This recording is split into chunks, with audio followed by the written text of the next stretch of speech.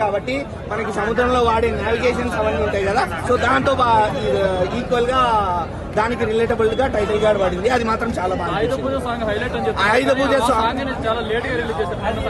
నిన్న సాయంత్రం రిలీజ్ చేశారు. ప్రీ రిలీజ్ ఈవెంట్ లో రిలీజ్ అవ్వాల్సింది. ఆయుధ పూజ సాంగ్ మాత్రం నిజంగా చాలా బాగుంది. ఎందుకంటే మనం అలాంటి మూమెంట్ లో అలాంటి సాంగ్ ఎన్టీఆర్ నుంచి అలాంటి డాన్స్ ఎక్స్పెక్ట్ చేయము.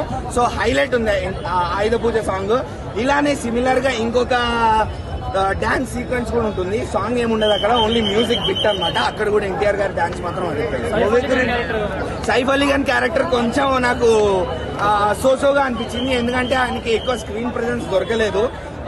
బేసిక్ గా ఒక stand out villain, zoned out villain, అంటే హీరో కోసం ఎప్పుడు వస్తాడా పగ తీర్చుకుందామా అని ఎదురు చూసే విలన్ లాగా ఆయన ఎదురు చూస్తూ ఉంటాడు. సో ఆయనకి ఎక్కువ స్క్రీన్ ప్రెజెన్స్ వెళ్ళలేదు. ఫోకస్ అంతా ఎన్టీఆర్ మీద ఉండడం వల్ల ఆయనకి ఎక్కువ, అంటే ఆయన యాక్టింగ్ మేము చూడలేకపోయాం.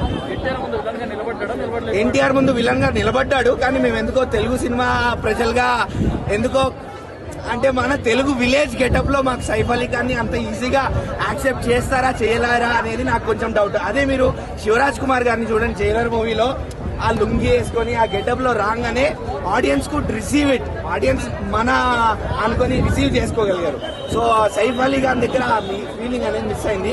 మెయిన్ ప్రాబ్లం ఏంటంటే ఆయనకి యాక్టింగ్ స్కోప్ దొరకలేదు.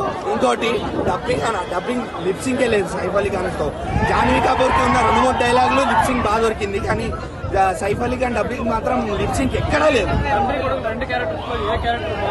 తండ్రి తగ్గ కొడుకు, తండ్రికి తగ్గ కొడుకు, కొడుకుని మించిన తండ్రి, కానీ తండ్రికి తగ్గ కొడుకు. ఇక్కడే మీరు అర్థం చేసుకోండి ఎన్టీఆర్ వన్ మ్యాన్ షో అని ఎందుకు అంటున్నాను. సో మూవీ మొత్తం తండ్రి కొడుకుల మధ్యనే రివాల్వ్ అవుతా ఉంటది. మీరు తండ్రా కొడుక ఎక్కువ ఎవరు అనుకునే లోపు ఒకరిని మించి ఒకరు ఉంటారు. దేవరా ఫ్యాన్స్ కి అయితే full bills, movie critics and movie lovers కి మాత్రం ఒక మంచి సినిమా చూసామన్న సాటిస్ఫాక్షన్. ఖచ్చితంగా ఇదైతే చాలా మంచి మూవీ. ఎన్టీఆర్ గారు హిట్ కొట్టారు. కొరటాల శివ గారు great comeback. Hats off. Anirudh BGM చాలా బాగుపడింది అన్న. ఎస్పెషల్లీ బీజిఎం గురించి ఖచ్చితంగా మాట్లాడుకోవాలి. మనకి ఎక్కడెక్కడైతే ఇంపార్టెంట్ టైమ్స్ లో మనకి బీజిఎం పడాలో, సాంగ్స్ రావాలో, అట్లాంటి టైంలో మనకి సీన్స్ ని కనెక్ట్ చేయగలిగాడు అనిరుద్ గారు బీజిఎం తో. ఎస్పెషల్లీ ఒక 2-3 చోట్ల ఎమోషనల్ సీన్స్ అండ్ మిగతా యాక్షన్ సీక్వెన్సెస్ దగ్గర అనిరుద్ బీజిఎం తో, ఎస్పెషల్లీ ఫైట్ సీక్వెన్సెస్ దగ్గర ఎమోషనల్ సీన్స్ కంటే కూడా బీజిఎం తో జనాల్ని కనెక్ట్ చేయగలిగారు.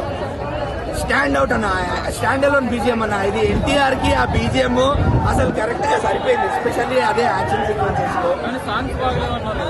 సాంగ్స్ ఎక్కడ బాగాలేవని ఎక్కడ టాక్ రాలేదన్న. ఇప్పుడు చుట్టమల్లే బాగుంది, ఒక సాంగ్ ఏదైతే తీసేశారో అది కూడా బాగుండే, అందులో డాన్స్ కూడా ఉండే. ఎందుకు తీసారో తెలియదు, అది వేరే విషయం. అలానే ఆయుధ పూజ సాంగ్ కూడా చాలా బాగుంది. ఒక చిన్న మ్యూజిక్ బిట్ మీద ఎన్టీఆర్ డాన్స్ వేస్తారు, అది కూడా చాలా బాగుంది.